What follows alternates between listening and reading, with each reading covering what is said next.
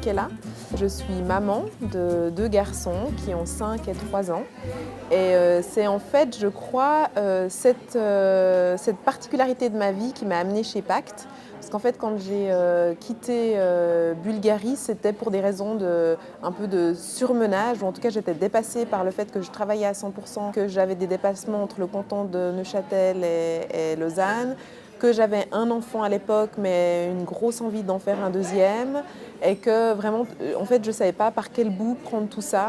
Et une chose qui était sûre, c'est que je n'avais pas envie de cesser de travailler, mais en même temps travailler à 60, 80, 100. Je voyais bien qu'à 100, ce serait vraiment un peu mission impossible et j'étais un peu découragée. Les premiers pas chez Pacte, ça a été à travers le coaching, de comprendre aussi les freins que j'avais à poursuivre certaines envies. Typiquement, je n'étais pas sûre de vouloir faire un deuxième enfant avant d'avoir un emploi. Puis en même temps, je ne savais pas quand est-ce que l'emploi arriverait. Donc en fait, j'ai pu mettre tout ça à plat.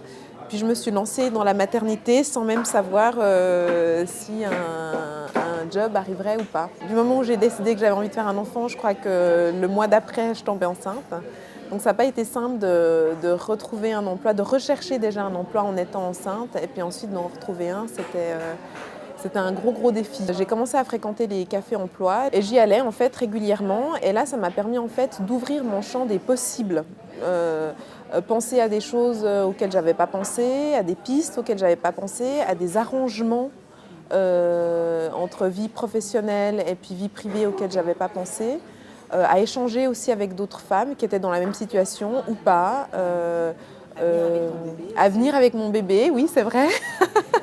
Oui, c'était un espace où je pouvais venir sans me dire « Mon Dieu, qu'est-ce qu'on va penser de moi ?» que ça ne fait pas professionnel de venir avec l'enfant. Et ça, c'était très bien. Je me suis sentie très libre de le faire.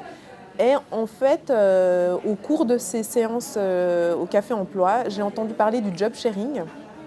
Donc cette nouvelle possibilité, en tout cas nouvelle pour moi, de pouvoir postuler à des postes à la hauteur de ma formation, à la hauteur de mes ambitions, tout en ayant accès à temps partiel.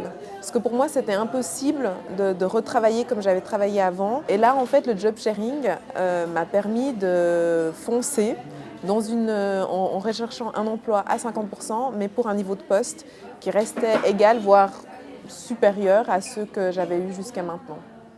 Et c'est ce qui s'est passé. En fait, au Café Emploi, j'ai rencontré la personne avec qui j'ai postulé à un poste en job sharing. Et en fait, on a combiné nos 2 CV. Elle avait une expérience aussi dans la communication, mais plutôt dans le domaine des ONG, du domaine public. Et moi, j'avais une expérience dans le domaine des entreprises privées.